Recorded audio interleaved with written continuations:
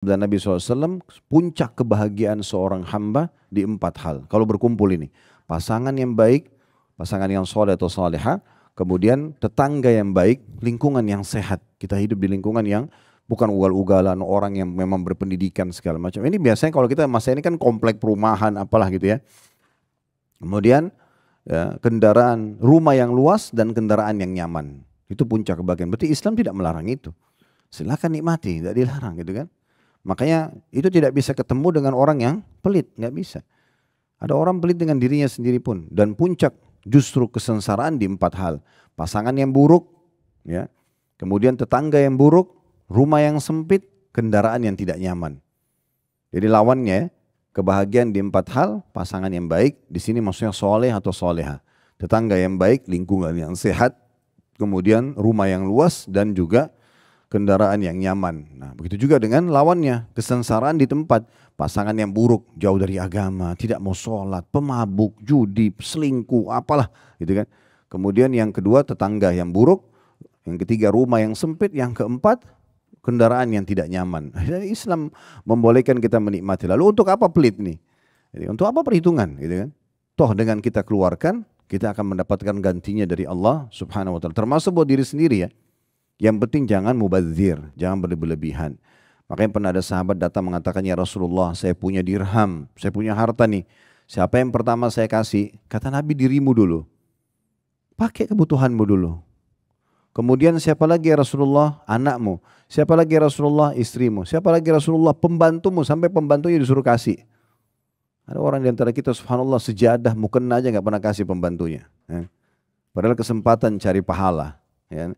Dan kalau kasih orang nggak usah setengah-setengah, selalu yang bekas, sudah sobek, ya daripada dibuang kasih orang. Nanti pahalanya juga daripada itu ya. Ya, kasih yang baru kenapa? Apa salahnya kasih mukena yang baru, sejadah yang baru, Quran yang baru kan gitu.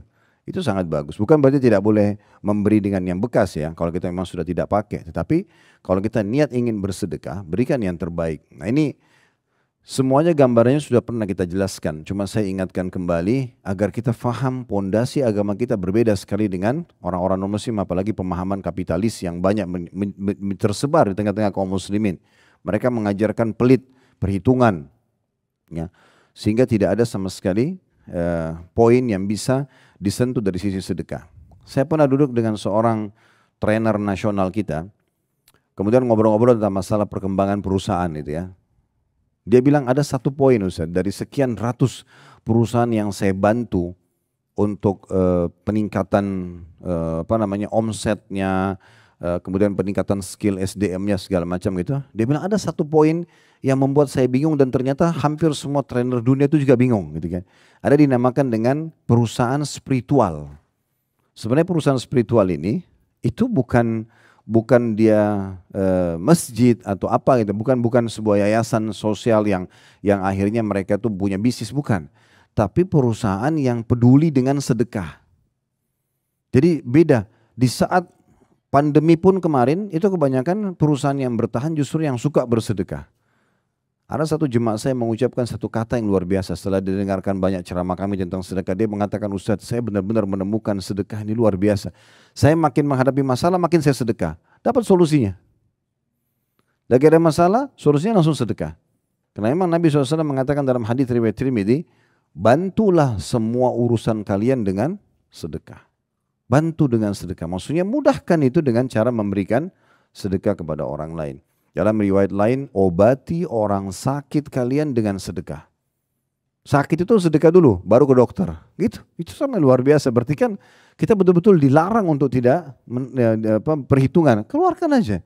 Selama di jalan yang benar ya.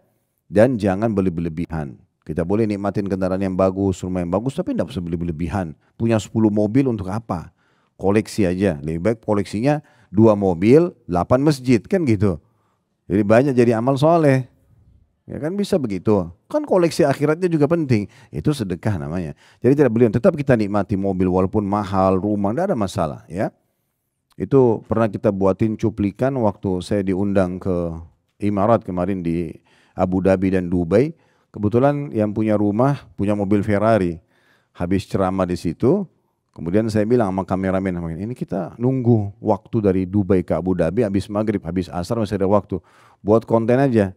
Saya lihat mobil Ferrari-nya, saya minta izin sama yang punya rumah orang kita, bisa nggak saya buat konten di sini? Boleh. Buat konten tentang bolehnya seorang muslim punya mobil yang bagus, punya rumah, punya harta, asal halal, jangan berlebihan saja. Boleh dinikmati, ya kan? Tapi kalau sudah punya 10, 7 mau untuk apa? Saya pernah masuk ke garasi satu orang penuh mobil banyak banget. Ini kalau dia punya 10 mobil, kalau mau dicoba satu, hari ke-11 baru kembali ke mobil pertama. Ya kan? Terlalu lama. Ya.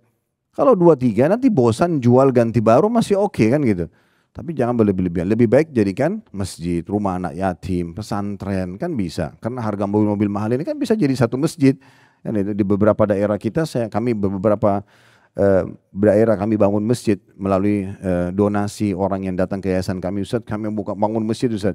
Kami cari lokasi di Jawa Tengah, di Jawa Timur, dapat lokasi yang murah.